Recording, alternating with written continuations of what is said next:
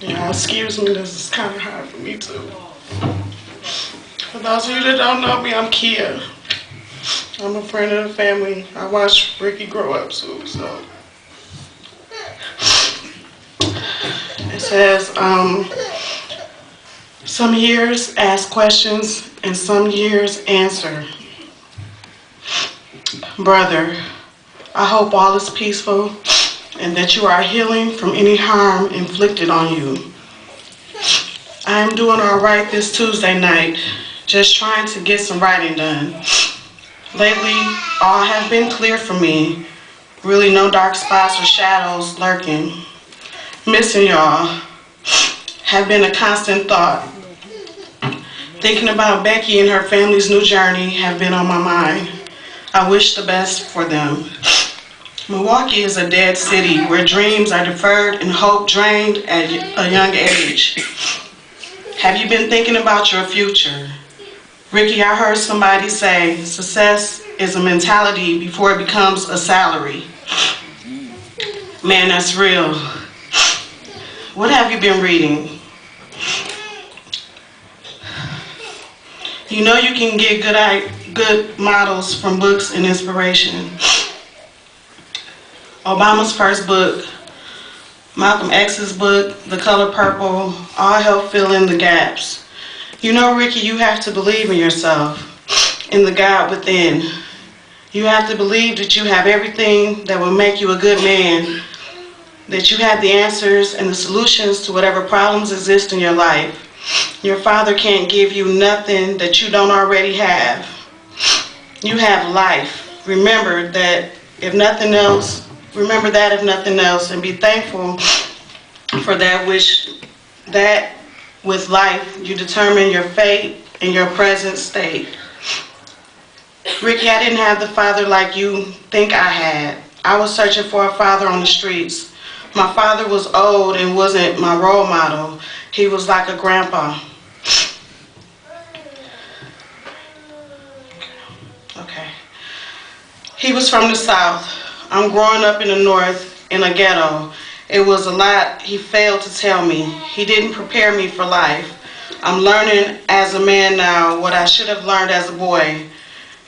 Don't get me wrong, I love my father, but I'm telling you this to tell you that all struggles are relative and you aren't a black sheep.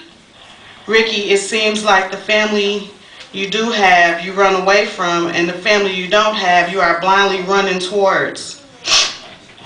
You might didn't have a father, but we had each other, and we still do. Despite Mother and Becky, I'm not going to say that word. I wouldn't, and we still do. Oh, I'm messing up, y'all. I'm sorry.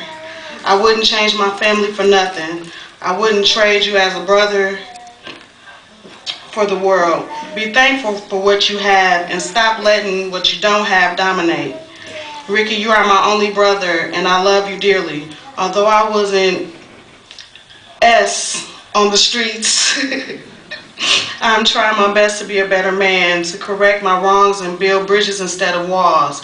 Every day I study, I work out, I show that I come from a good family and mama didn't raise no thug or a hoodlum. I'm bettering myself for you so I can be a good brother, a man you can look in the eyes of with respect and dignity. Think about that, bro. Think about us, your family, and don't get caught up in what your father is doing. But as a brother, as an uncle, as a son, I am there when you need me. You feel me, bro? I'm not saying to forget your father. What I'm saying is to make peace with the situation and don't forget us, your sisters and brother and mother who need you too. And brotherhood and love. All right.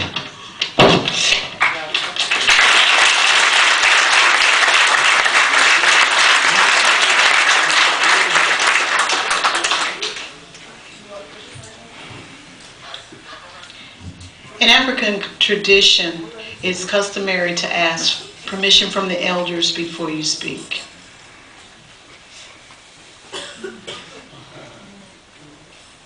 Thank you. I'm Shep Siraj Salso Onk. I met Ricky 13 years ago. That would make him how old? 4. I was his kindergarten teacher. And then Ricky was so in love with his teacher. I ain't bragging or nothing. And he was one of my favorite kids, but then all of my kids are that I've ever taught.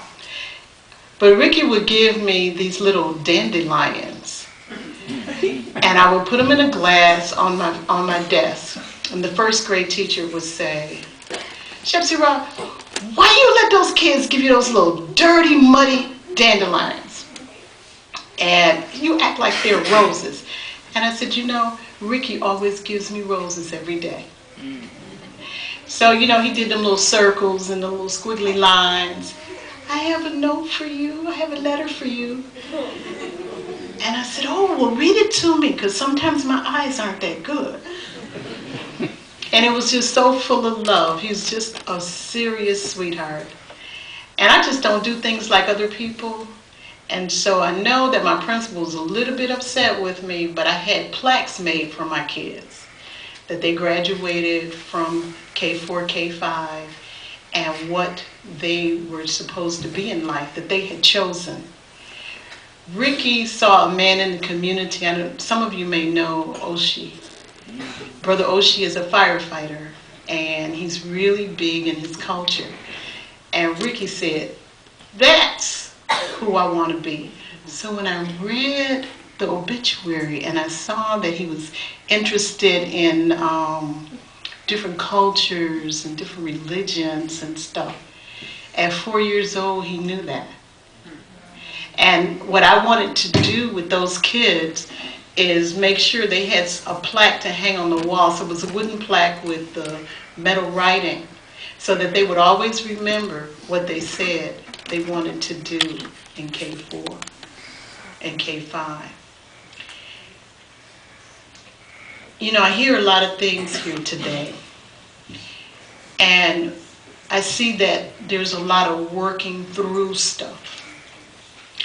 And it reminds me of about 10 years back when my birth mom made her transition.